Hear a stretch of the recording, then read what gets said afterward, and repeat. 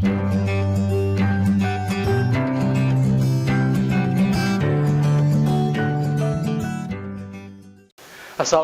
warahmatullahi wabarakatuh. Hi guys, my name is RIZAL, ISNAENI, and for today I will talk about procedure text or recipe.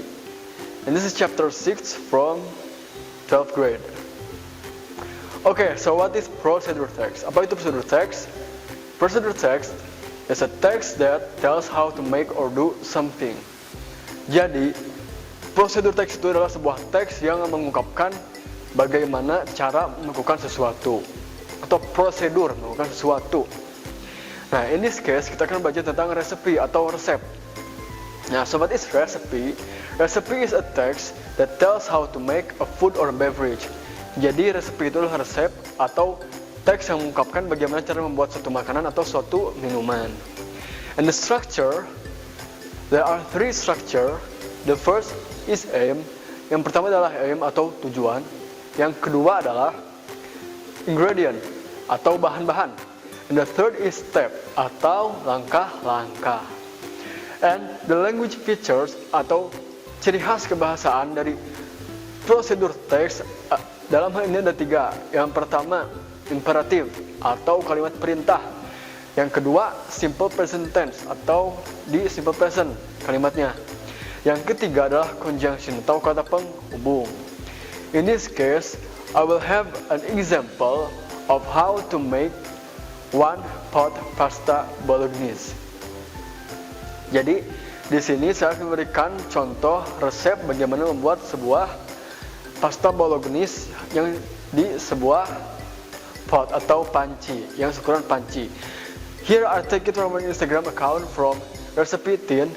Jadi di sini saya mengambil dari sebuah Instagram akun recipe tin yang mengungkapkan cara-cara membuat pasta. Nah, so here there's the ingredients, which is 1 tablespoon olive oil, 2 garlic cloves minced, 1 onion finely chopped, 500 gram beef mince or ground beef, and 700 gram tomato passata, or 3 cups beef broth, or 2 teaspoon Italian mixed herbs, 2 teaspoon of Worcestershire sauce, 2 tablespoon tomato paste, a half 4 red pepper flakes, 1/3 and 1/4 each salt and pepper, and 350 gram spaghetti uncooked.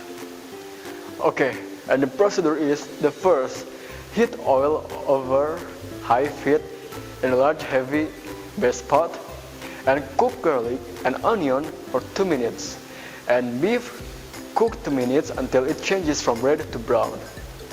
Second, pour in the pasta, then pour some beef stock into the empty bottle, shake to clean. Pour into pot, then add remaining ingredients except pasta.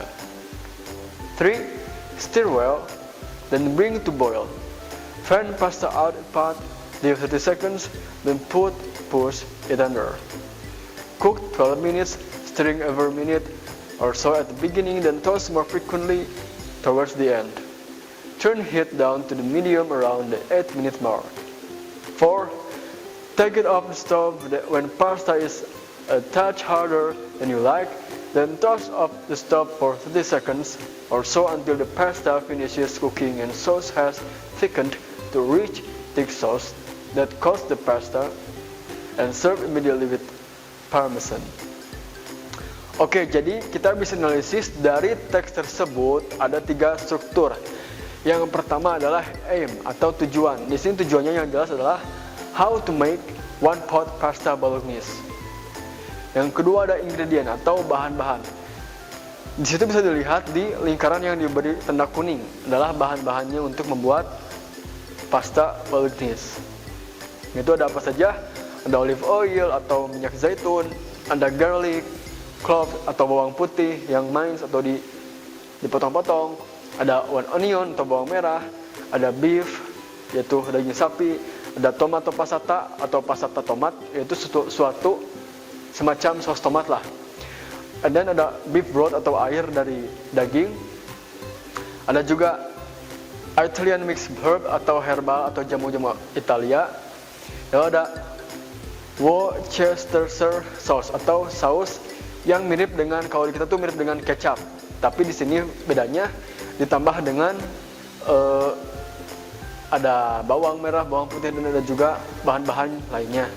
Lalu tomat paste, pasta tomat, ada juga red pepper flake atau merica merah, ada juga salt dan pepper atau garam dan merica, dan juga spaghetti yang belum dimasak tentunya.